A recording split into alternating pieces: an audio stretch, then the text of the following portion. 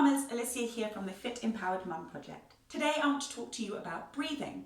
Breathing, obviously, as we know, is extremely important. But did you notice during your pregnancy that your breathing rates changed? Maybe you got out of breath a little bit faster. Have you noticed since you've had your baby that maybe your breathing is a little bit different to before? Maybe you haven't noticed, which is absolutely fine. If it has, generally it has for most mums, new mums that maybe haven't addressed their breathing over the years since they've had their children. But there is a reason for that. Obviously, as baby grows in this region, our organs have to move to create space for this new growing human. Included in that is our lungs. They'll kind of squish slightly. Our diaphragm has less space to move, and our diaphragm is essential for breathing, as we know, or as maybe you didn't know.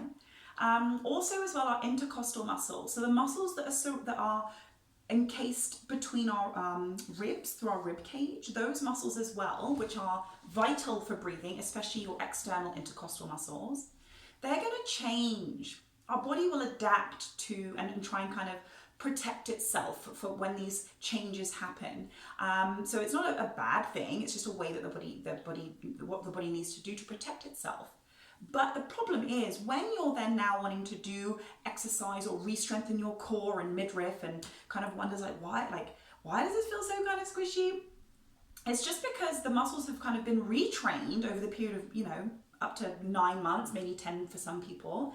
And knowing how to kind of get them reactivated again, so our breathing muscles, can sometimes be a little bit tricky.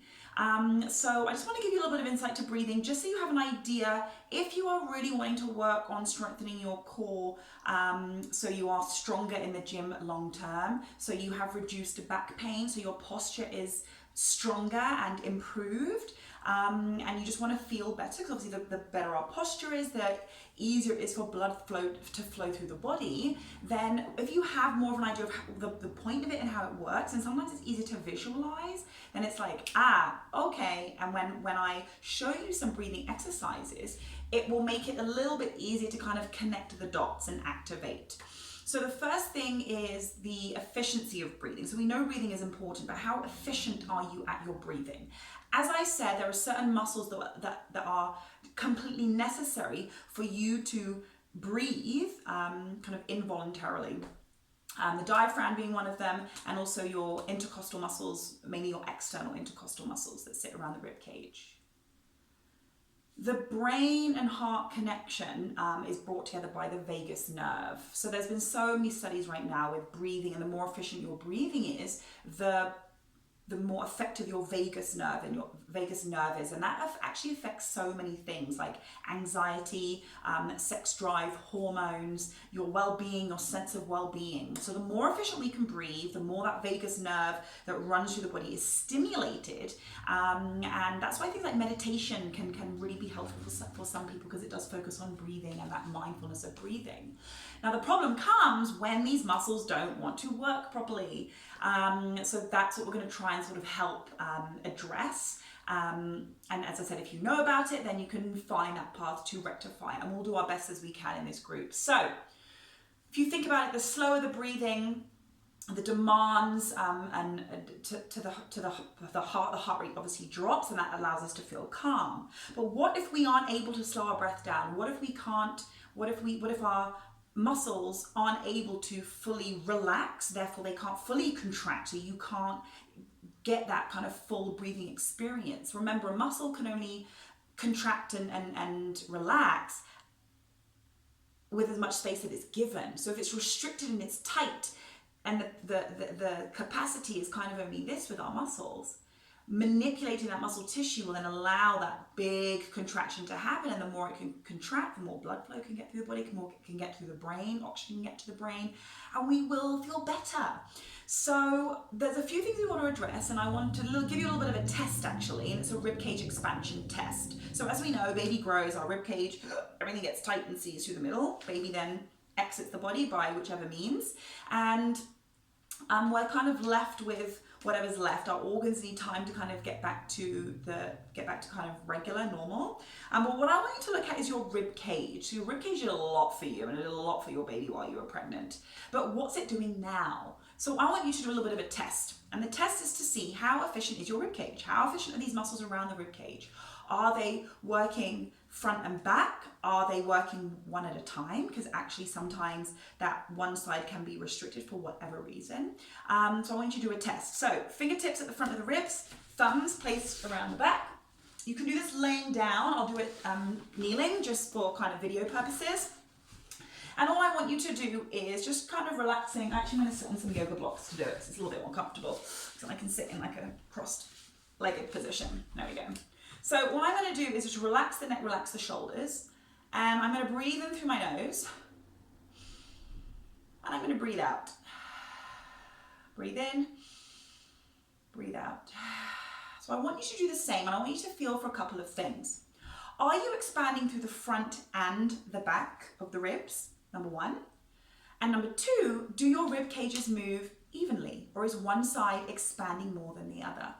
These two things are extremely important, because if one, you're not expanding through the back, and two, only one side is working, your efficiency of your breathing is decreased, and you probably won't even know it. And the problem with that is that when we start connecting our breathing to our pelvic floor and the whole core canister, if our breathing isn't at its maximum capacity, our core will never be at its maximum capacity. So that's kind of my point to this whole story, guys.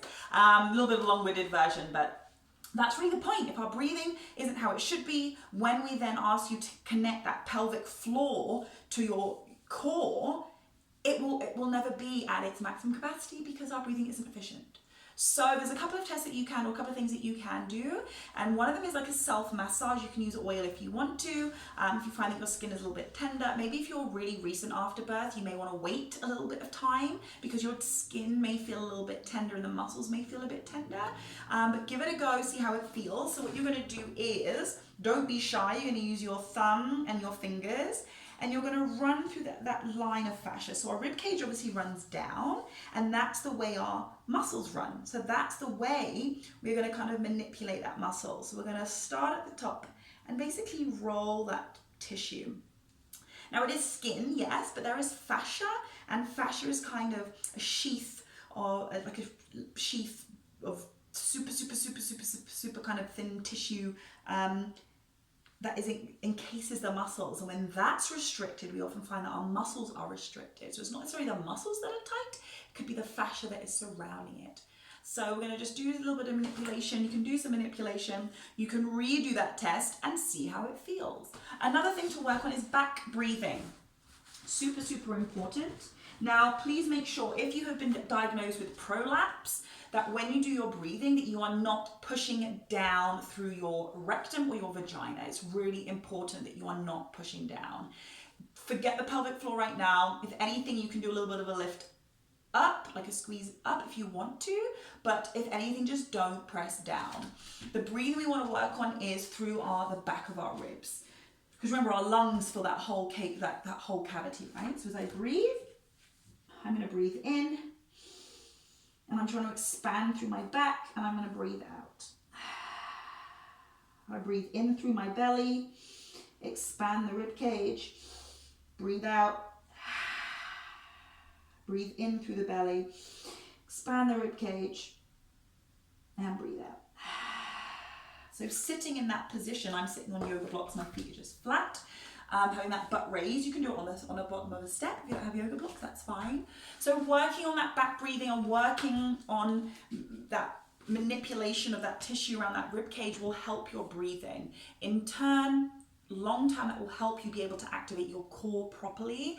And long term, it can help with anxiety. It can help with allowing yourself to feel calmer and more relaxed, because remember, it stimulates that nerve that connects to our brain, and our brain, is what can control our feelings and our emotions. So breathing is so key, especially if you have gone through a pregnancy and you have a baby, you have a child, because your body has changed in so many ways, more than we ever get told about. So that's a little bit of homework for you guys. Any questions, as usual, drop me an email or just private message me, DM me, and I'm super happy to be able to help you out. Bye for now.